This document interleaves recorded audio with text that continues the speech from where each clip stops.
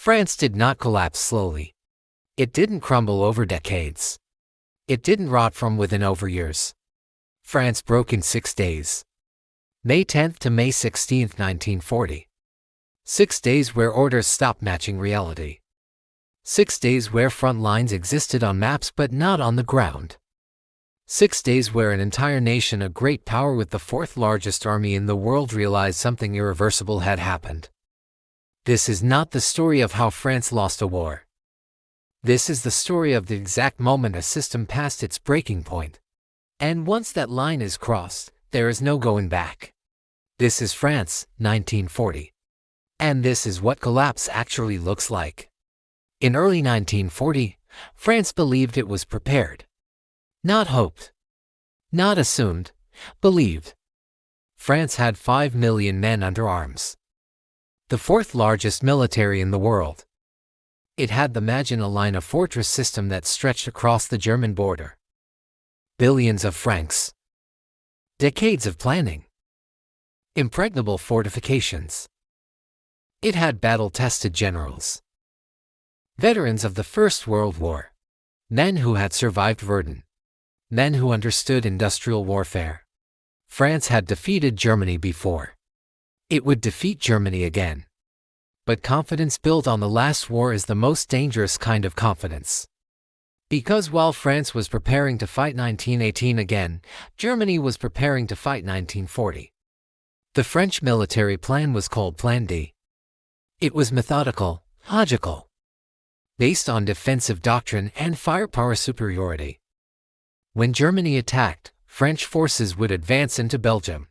They would establish defensive lines along the Dow River. They would force Germany into a grinding attrition war. A war France knew how to win. The plan assumed Germany would attack where France expected. Through Belgium. Through the obvious routes. Through the flat terrain north of the Maginot Line. But on May 10, 1940, Germany didn't follow the plan. German panzer divisions drove through the Ardennes Forester region French commanders had declared impassable for tanks. 70 miles of forest. Narrow roads. Steep hills. French intelligence had concluded no modern army would risk it. Germany risked it. And by the time French command realized what was happening, the panzers were already through. May 13, 1940. German forces crossed the Meuse River at Sedan. This should have been the moment France responded. Reinforcements, counterattacks, decisive action. But something strange was happening inside the French command structure. Orders took hours to reach units. Sometimes 12 hours. Sometimes more. By the time commanders received instructions, the situation had already changed. Units were told to defend positions that no longer existed. Reinforcements were sent to locations the enemy had already bypassed. This wasn't incompetence. This was a system designed for a slow, methodical war, suddenly facing a fast, chaotic one. And when systems can't match the speed of events, they start to break. The pressure was building. And France didn't realize it was already fracturing. May 14, 1940. Something unprecedented began to happen. Millions of French civilians fled south. Not thousands, millions. Entire cities emptied in hours. Paris, Lille, Amiens, towns along the invasion route. They packed what they could carry. They loaded cars, carts, bicycles. And they poured onto the roads. The same roads the French military needed for reinforcements. Columns of refugees 10 miles long, 20 miles long blocked every major route south. Military convoys couldn't move. Tanks sat idle. Supply trucks were stranded. French commanders radioed for permission to clear the roads. To use force if necessary. Permission never came. Because the command structure itself was starting to dissolve. Inside French headquarters, chaos was replacing coordination. Phone lines were cut. Radio communications failed. Messengers got lost in the refugee columns. Commanders lost contact with their own units. They didn't know where the enemy was. They didn't know where their own forces were. French General Maurice Gamelin, the supreme commander, issued orders from a headquarters with no radio equipment. No encrypted communications. Just telephone and motorcycle couriers. Orders took 8 hours to reach the front lines. By the time they arrived, the front lines had moved 50 miles. This is how systems collapse. Not through defeat. Through disorientation. When you can't see what's happening, you can't respond to what's happening. And when you can't respond, you've already lost. May 15, 1940. French Premier Paul Reynaud called British Prime Minister Winston Churchill. Churchill later described the conversation. Reynaud's voice was shaking. "We have been defeated," Reynaud said. "Surely it can't have happened so quickly." Churchill replied. "The front is broken," Reynaud said. "We are beaten. We have lost the battle." This was not a military assessment. This was a psychological collapse. France still had millions of soldiers. It still had tanks, artillery, air support. But the system had lost confidence in itself. And once that happens, the resources don't matter anymore. The breaking point had been crossed. May 16, 1940. The French government made a decision. Not to fight harder. Not to reorganize.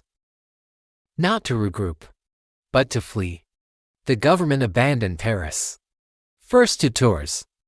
Then to Bordeaux. Eventually to Vichy. The capital of France evacuated without a battle. But the physical retreat wasn't the breaking point. The breaking point was what it signaled. When the government flees, it tells the military, "We no longer believe we can win." When the military sees that, it tells itself, the system has given up. And when a system gives up on itself, individual courage becomes irrelevant. French soldiers were still fighting. Still holding positions. Still resisting. But they were fighting without a plan. Without coordination. Without hope that their sacrifices mattered. That's not a military defeat. That's a systemic collapse. June 17, 1940. Marshal Philippe Pétain, the hero of Verdun, addressed the French nation.